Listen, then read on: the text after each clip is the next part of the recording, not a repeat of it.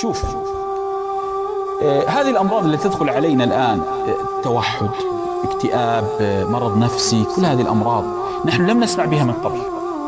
السؤال: من سمع منكم بمرض التوحد سابقا؟ أعطني نص في الجيل الأول عن مرض نفسي. ليش أعطني قبل 100 سنة جدتك تسمعها قالت والله فلان كان عنده مرض نفسي؟ تسمع والله كنا نعاني؟ لا. قال صلى الله عليه وسلم كما عند الحاكم: إذا ظهرت الفاحشة فيكم ليظهرن الله أمراض لم تكن في أسلافكم. قال صلى الله عليه وسلم: إذا ظهرت الفاحشة فيكم ليظهرن الله أمراضا بكم لم تكن بأسلافكم.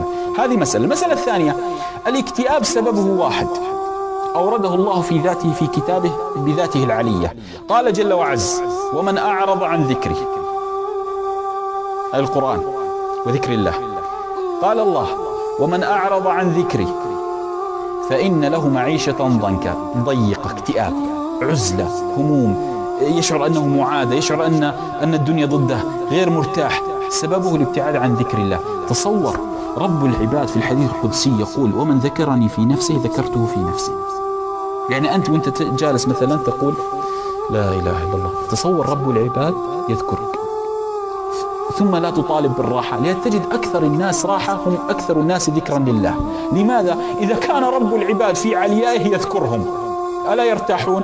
ومن ذكرني في ملأ ذكرته في ملأ خير منهم، قال الله سبحانه في الحديث القدسي. فلا تجد أكثر الناس راحة وانبساط الذين يكثرون من ذكر الله. لماذا؟ يا أخي رب العباد يذكرك. يعني أعطيك مثال، أنا لما أقول لك والله اليوم ملك، كنا جالسين عند الملك فلان وذكرك بالاسم، أنت أسبوع وأنت ابتسامة ما تفارقك، الزوجة تعلم، الأطفال يعلم، الخدامة ستعلم، تقول أنت عارف مين ذكرني اليوم؟ مين؟ فلان، والله العظيم، وتبتسم 24 ساعة.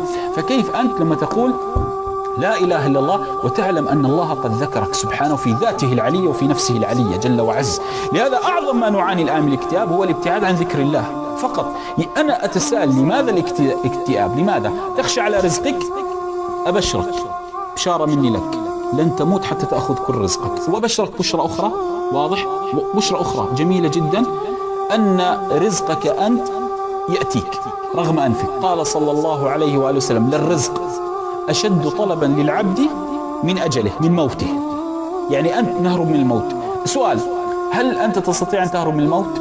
لا، أنا لا، ولن تهرب من رزقك، لأن الرزق يطلبك كما يطلبك الموت. فلماذا الاكتئاب؟ لماذا تخشى؟ عمرك يا أخي، عمرك لن يقدر عليه إلا الله فقط. وما كان لنفس أن تموت إلا بإذن الله. انتهى الموضوع، انتهى الموضوع. أنت لن تموت إلا بإذن الله. الله عز وجل يأذن موت يا وسيم يموت، انتهى. ولا لو اجتمع عليك أقطار السماء والأرض يأخذ منك ثانية ما استطاعوا. ليه؟ إذن السؤال: لماذا الاكتئاب؟ يعني هل تظن أن الله خلقك سبحانه ووكلك إلى نفسك؟ ضمن الله لك ما يقوم به عيشك، ضمن الله لك ما تقوم به حياتك. أعطاك جسد سبحانه لتقوم به الروح، لأن الروح لا تستقيم إلا في الجسد السليم.